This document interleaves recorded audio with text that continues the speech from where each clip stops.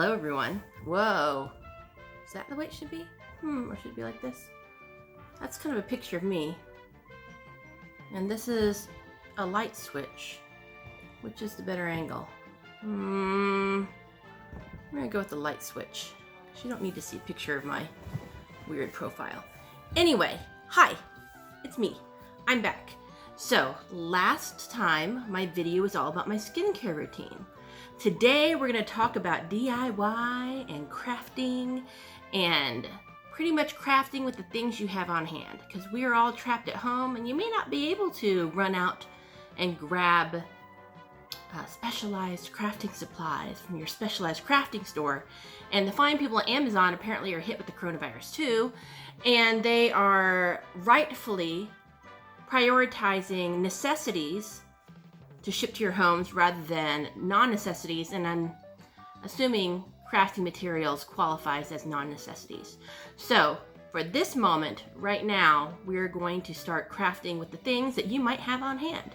So today, we're going to craft with tissues. Now I know, tissues are very, very important.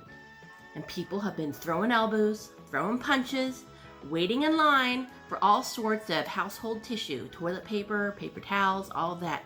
So this might be not a good use of the precious tissue, but also our children are at home, and this will entertain them for a while and might also bring you a smidgen of joy, which I'm all for.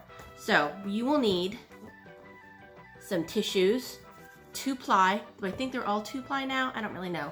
And you'll also need a pipe cleaner, though I think the pipe cleaners are pretty much optional, and you'll see. So the first thing you do is you take the tissue, and I'm gonna try to do some fancy editing with this and have right up here what I'm doing down here, but we shall see. In fact, hold on, I'm gonna check to make sure all my camera work is how it's supposed to be, because I don't really know what I'm doing. That doesn't seem right, so let me fix it. Oh, that's much nicer. Yes. Yes. All right, see, look, everything's working out. It's beautiful. So you're gonna take the tissue and spread it out. Now, if it's the kind of tissue that automatically pops up, poppity poppity, there should be a crease down the center naturally where it will fold in half, more or less. If you are using the Puffs brand tissue, where it's got like that little ellipse or parabola cut out, it will not have the crease down the center, so you will have to make your own.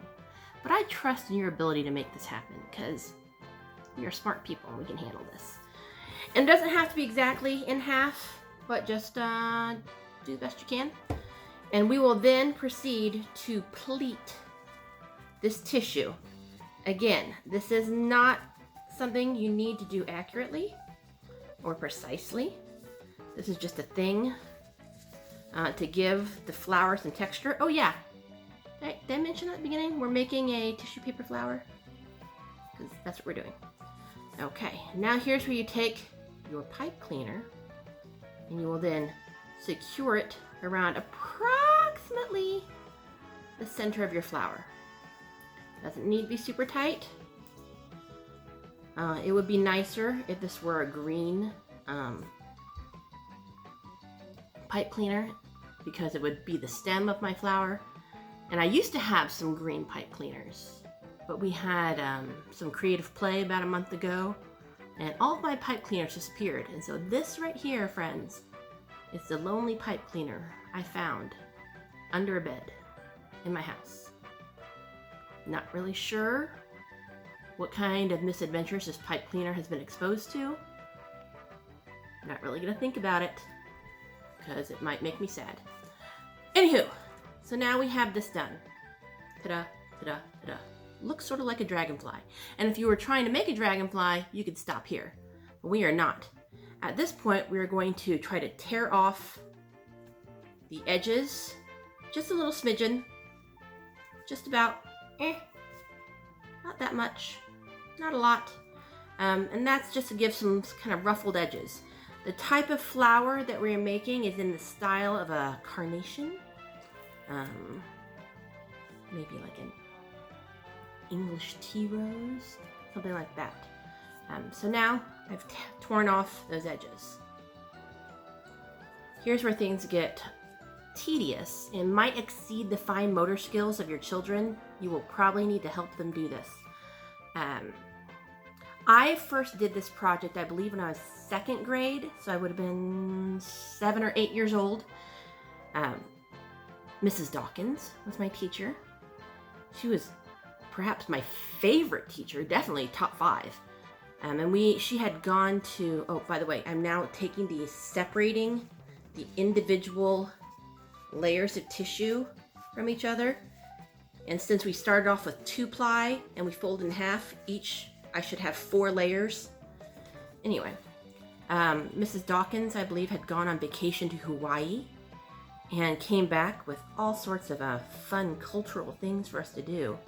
And one of the fun cultural things to do was these, I forget what they're called. I feel like the name was poi ball, but that doesn't seem right. It doesn't seem like a real thing. I'll have to look up what it was really called. It was essentially these weighted balls at the end of long woven like rope-like things that you just kind of swing around in circles, and they would go around like this, and then you could put them in one hand and they would still go around like this, and it was a thing. And we had like an assembly, an elementary school assembly, where she demonstrated how to use these, and everyone got a chance to how to use these. And we made these flowers and made a bunch of them and attached them together to make leis that we wore. And that's where we learned how to make these. And at the assembly, I was super excited because I already knew about these poi balls.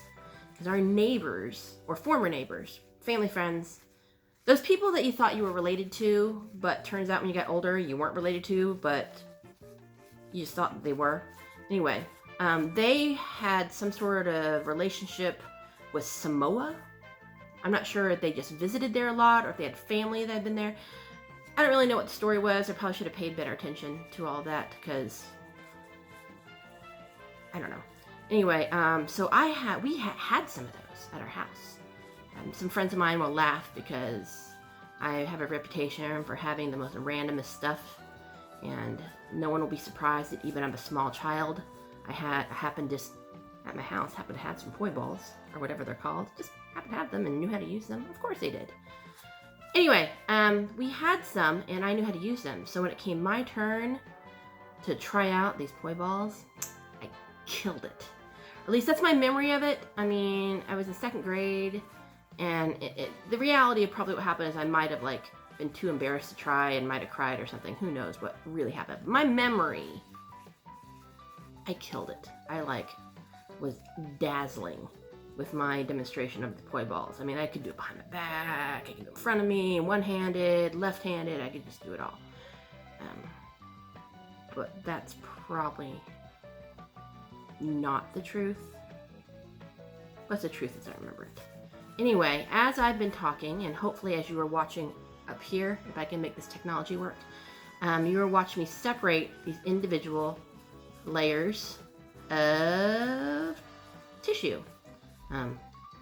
Brand name Kleenex, but I'm going to say tissue. So now I've got it all separated out, and see how when we torn edge gives it sort of that roughly carnation looking texture. So now you kind of just arrange it nicely so it's looking more flowery. Be careful you're not tearing these because it is, again, tissue. But if you do tear it, it's not a big deal because it is rough and roughly. Now here's where if you decide to get wacky, and I'm known for liking to get wacky, you can, hold on, let me grab something. Yikes. Use a marker, and now color this flower. Now back in the day, it used to be widely available. You could buy facial tissue, Kleenex, in colors. Like it would come in like baby blue and pink and things like that. And it was usually found in like very old lady homes, like that aunt that you had that had the like woven top to her toilet kind of place. They would have the pastel colored Kleenexes. I haven't seen those in a really long time, so I don't even know if they still make them. But when I was in 2nd grade, that's what we made these out of. So that's how we had all these different colored flowers. But today is a new day. I think most of these are in white. There's probably a reason for that. Probably having to do with some sort of health and sanitation reason. I don't know. But you can take a marker. This is the one that just happened to be laying on the table just now. And you can just, color it like that. Just to give it a little color. Then if you wanted to, you could spray water on it.